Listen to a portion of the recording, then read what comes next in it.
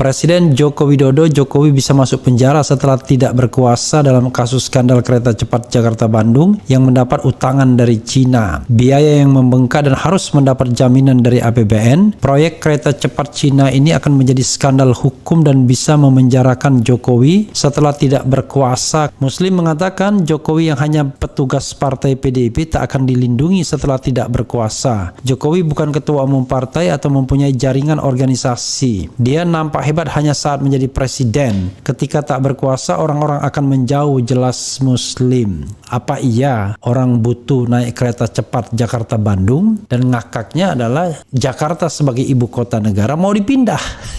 Jadi buat apakah kereta cepat Jakarta-Bandung?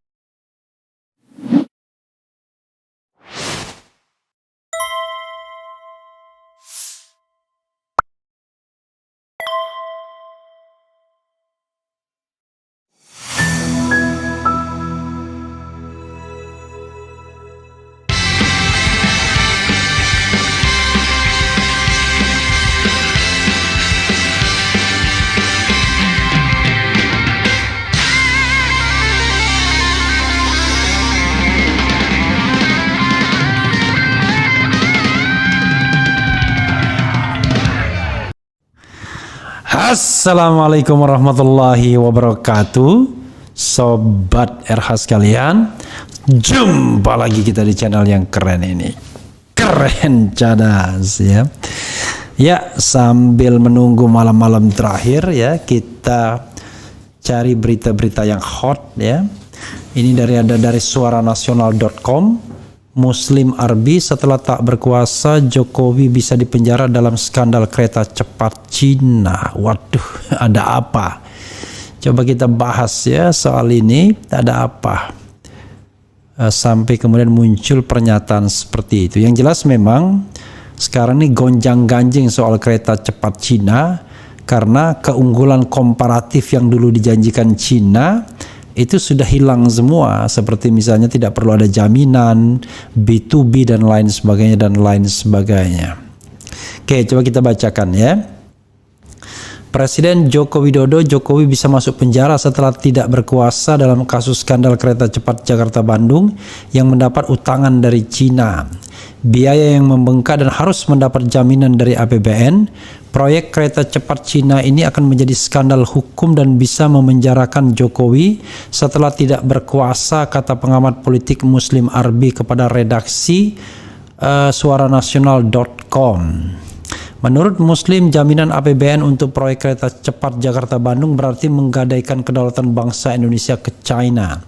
Proyek tak perencanaan matang dan hanya berdasarkan ambisi pribadi saja, papar Muslim.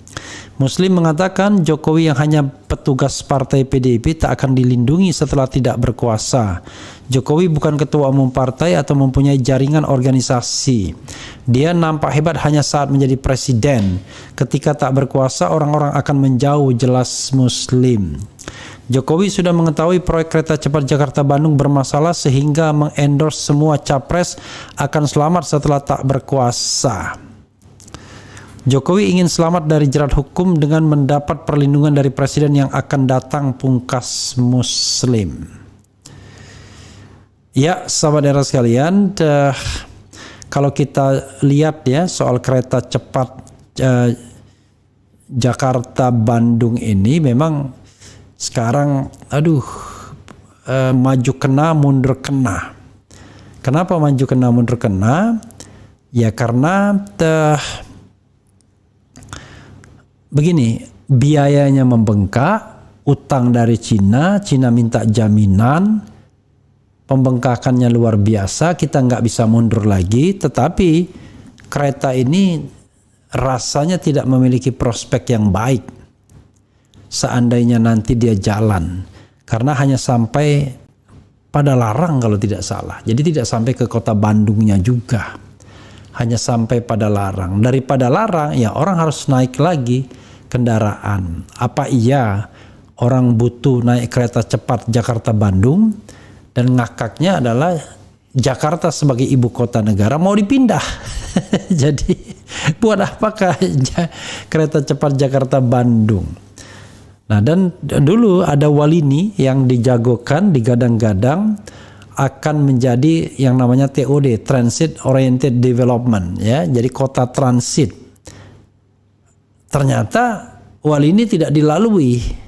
Jadi kereta cepat Jakarta Bandung atau Jakarta Padalarang ini nggak jelas arahnya mau kemana lagi, ya. Itu yang ya gimana ya. Jadi itulah yang kemudian dipertanyakan orang, membuat sebuah produk yang sangat mahal tetapi penggunaannya minim. Jadi inputnya besar tapi outputnya nggak terlalu, ya. Ini yang membuat orang kemudian membuat orang yang kemudian mikir, ya. Bahkan saya pernah lihat misalnya Agus Pambagio juga pernah dipanggil Presiden Jokowi dan juga memperingatkan Jokowi soal kereta cepat ini yang secara ekonomis tidak menguntungkan. Dari sisi transportasi pun apa iya orang membutuhkan kereta cepat Jakarta Padalarang tersebut, sementara jalan tol sudah ada, kemudian tol elevated juga sudah ada, kereta api sebenarnya bisa ibaratnya direvitalisasi. Ya memang orang-orang tertentu akan naik kereta cepat karena punya kemampuan finansial, tapi orang-orang lainnya mungkin berhitung dengan harga tiket dan lain sebagainya. Apalagi kemudian ada perpanjangan konsesi. Pokoknya serba rumit dan serba ruwet dan hampir semua orang menolak. Ini bahkan MSK Ban ini agak nyeleneh, ya. MSK Ban, RRC harusnya minta jaminan ijazah asli Jokowi untuk proyek kereta cepat, ya. Gitu. Jadi RRC harusnya meminta jaminan ijazah asli Presiden Joko Widodo untuk proyek kereta cepat Jakarta Bandung. Harusnya RRC jangan minta jaminan APBN. Jaminan ijazah asli presiden itu keren, kata politikus Partai Umat MSK Ban. Ya, ini tentu dia cynical, ya. Kata MSK Ban, RRC yang meminta jaminan APBN untuk kereta cepat Jakarta Bandung sangat berbahaya untuk kedaulatan bangsa Indonesia. Kalau jaminan APBN sebagai anggota rakyat kutolak total. Siapa saja setuju permintaan RRC itu pengkhianat penderitaan rakyat. Batalin tuh proyek, bawa pulang ke RRC jelasnya. Nggak mungkin kita batalin. Karena kita sudah kena trap, ya, kena jebakan proyek kereta cepat ini. Menteri Koordinator Bidang Kemaritiman dan Investasi Luhut Binsar Panjaitan mengatakan RRC kekeh minta anggaran pendapatan dan belanja negara menjadi penjamin pinjaman utang proyek kereta cepat Jakarta Bandung KCJB. Namun Luhut tak mengamini tuntutan RRC tersebut. Ia merekomendasikan penjaminan dilakukan melalui PT Penjaminan Infrastruktur Indonesia Persero alias PII. Memang masih ada masalah psikologis, ya, jadi mereka maunya dari APBN. Tapi kita jelaskan prosedurnya akan panjang. Kami dorong melalui PT PII karena ini struktur yang baru dibuat pemerintah Indonesia sejak 2018, kata Luhut dalam konferensi pers. Ada masalah itu, tapi kalau RRC mau tetap APBN, ya dia akan mengalami prosedur yang panjang. Itu sudah diingatkan dan mereka sedang mikir-mikir imbuhnya. Jadi sebenarnya bukan karena kita menolak, tetapi kita mengatakan prosedurnya panjang. Di lain sisi, Luhut menyebut RRC hanya mau menurunkan bunga utang kereta cepat dari 4% ke level 3,4%. Luhut menyebut bunga utang tersebut masih terlalu tinggi dan pemerintah ingin bunga utang bisa turun sampai 2%. Meski bunga masih cukup tinggi, Luhut mengatakan pemerintah tak masalah. Menurutnya pemerintah bakal tetap membayarnya karena bunga itu sudah lebih baik dari bunga pinjaman luar negeri lainnya. Karena kalau kamu pinjam ke luar negeri juga bunganya sekarang bisa 6% juga. Jadi 3,4% misalnya sampai situ we are doing okay walaupun nggak oke-oke amat, dalih Luhut. Ya sebenarnya bukan soal bunganya tetapi kemanfaatan proyeknya itu yang nggak jelas, sobat era sekalian. Kalau soal oke lah, ya, tetapi masalahnya kemanfaatan proyeknya justru dipertanyakan. Itu yang jadi soal ya, soal kereta cepat ini. Jadi ada beberapa komentar yang memang bernada miring soal kereta cepat. Jadi banyaklah ya pernyataan-pernyataan yang bernada miring soal kereta cepat ini. Dan rata-rata ya mereka menyesalkan mengenai proyek kereta cepat ini yang dianggap nggak banyak gunanya untuk kelancaran transportasi Indonesia. Ini ada misalnya ini, nanti kita bahas ya, drama kereta cepat Cina dulu katanya tak pakai APBN, kini malah minta jaminan apa, ketua DPD tolak ya. Jadi ketua DPD minta tolak, dan ini wajar ya, karena ini yang terjadi ya. Banyak sekali penolakan-penolakan terhadap kereta cepat ini. Kereta cepat kok jarak dekat? Ya sebenarnya itu persoalannya. Artinya dari awal yang namanya Jonan sendiri itu juga menolak. Jadi Jonan itu waktu itu Menteri Perhubungan menolak proyek kereta cepat ini karena dianggap tidak menguntungkan ya. Kok jarak dekat kemudian menjadi kereta cepat, itu yang jadi persoalan ya. Coba kita lihat misalnya perbandingan proposal antara Cina dan Jepang.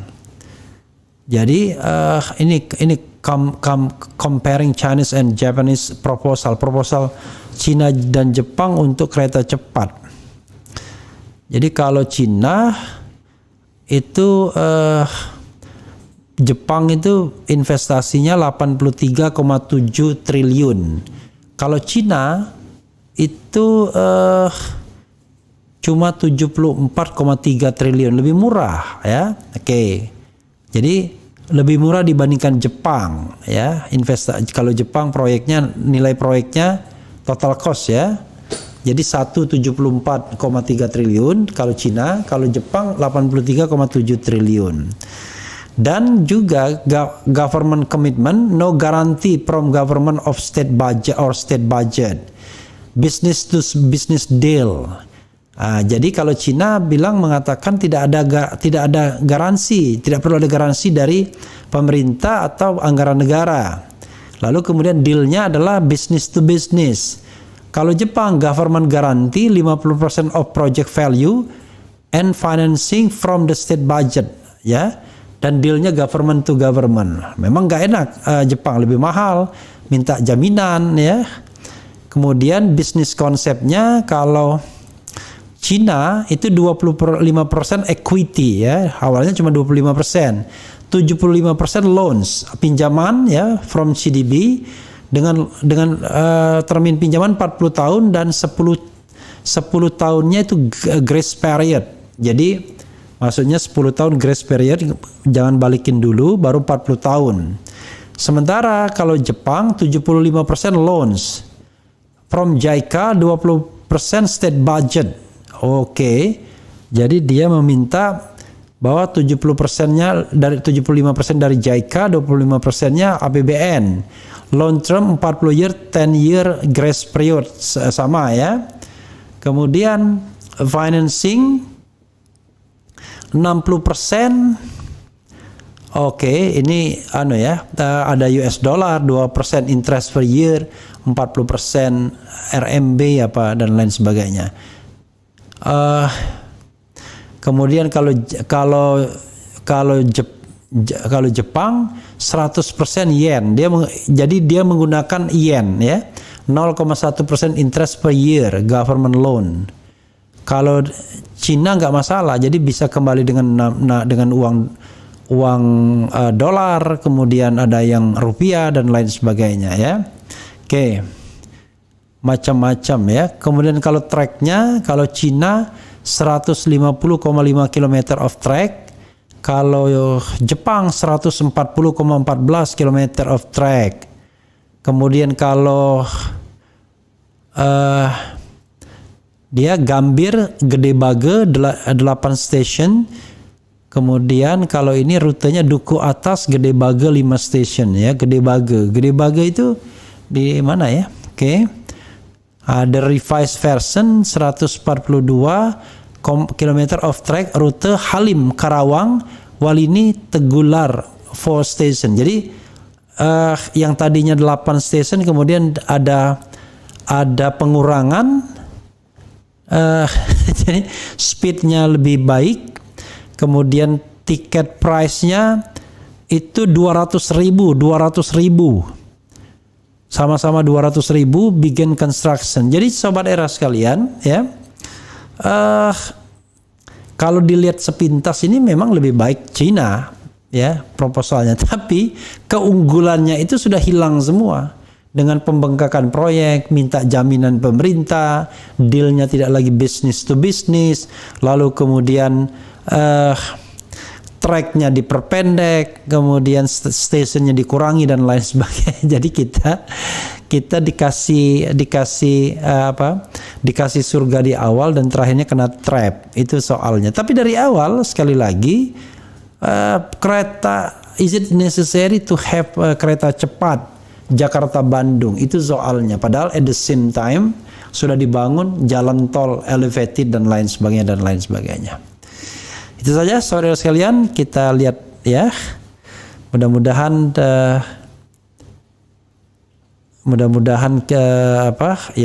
baik-baik saja negeri ini, walaupun nanti pemerintahan yang baru akan mewarisi utang yang gede banget ya. Tadi kalau gede bagi itu stasiunnya, kalau utangnya gede banget. Wassalamualaikum warahmatullahi wabarakatuh. Ciao.